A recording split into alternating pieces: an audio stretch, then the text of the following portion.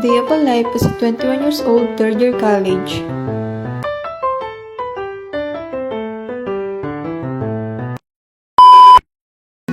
Good morning, 6 a.m. nga po pala nung magising ako dyan at nagmadali na din po pala ako tutbutin yung hinigaan ko at paglabas ko po ay nag-init na po ako ng tubig.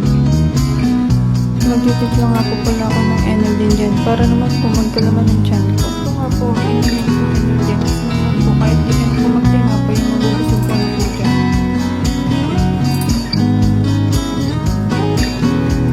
Lord nga po ay nag-asikaso na nga lang po ako ng mabilis dyan kasi naman din baka oras na po ako makapunta sa aking lakad today. Yung sunscreen, kilay, lip paint, nag-conceal na nga din po pala ako ng mga anik-anik sa aking mukha.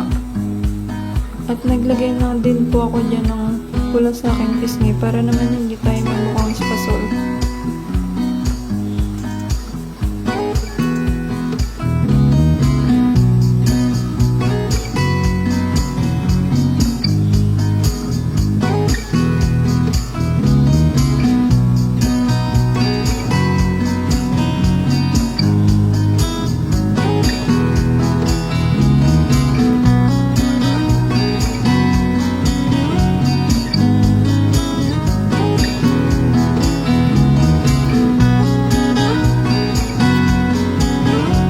Tapos ko nga po dyan, nag-asikaso lang din po ako ng aking babaunin.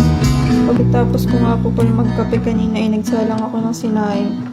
Kaya po pagkatapos ko mag-ayos ay sinaing na dyan.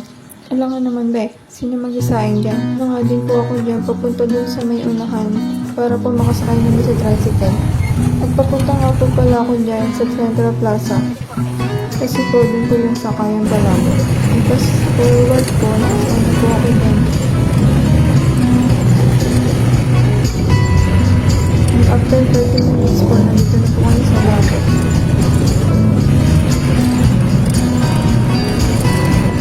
Baka nga po dyan eh, nagsakay nga po ulit ako dito sa tricycle. Alam mo naman ba, maglakad ka, malayo yun.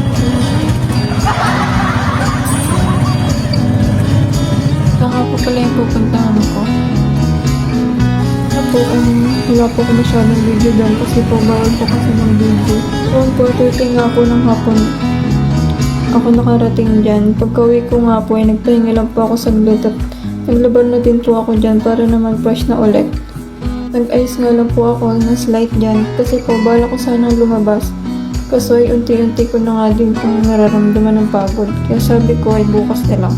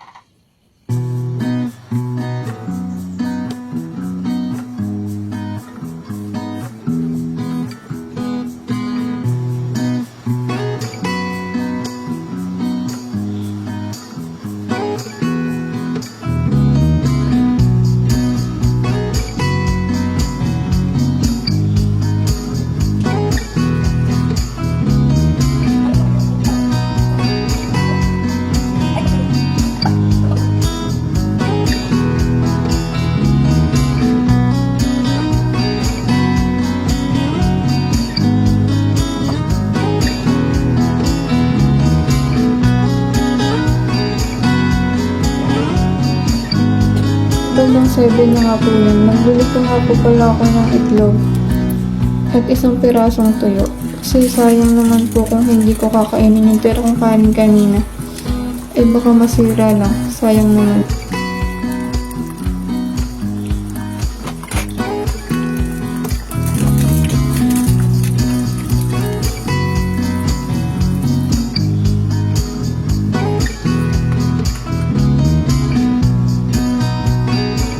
Kain po tayo. din po kasi uminom ng gamot dyan kasi sobrang sakit ng ulo ko. Pero nawala din po pagkain ko, gawa lang pala ng gutom kaya masakit.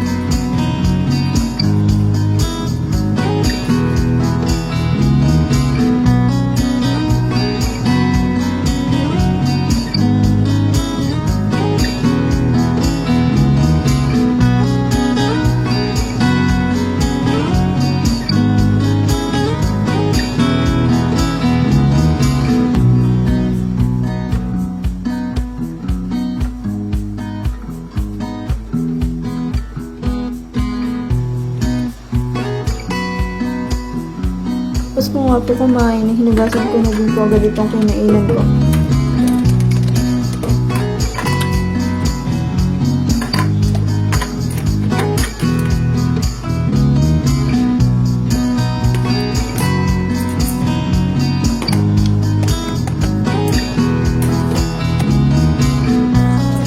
Naghilamos, toothbrush na din po pala ako dyan.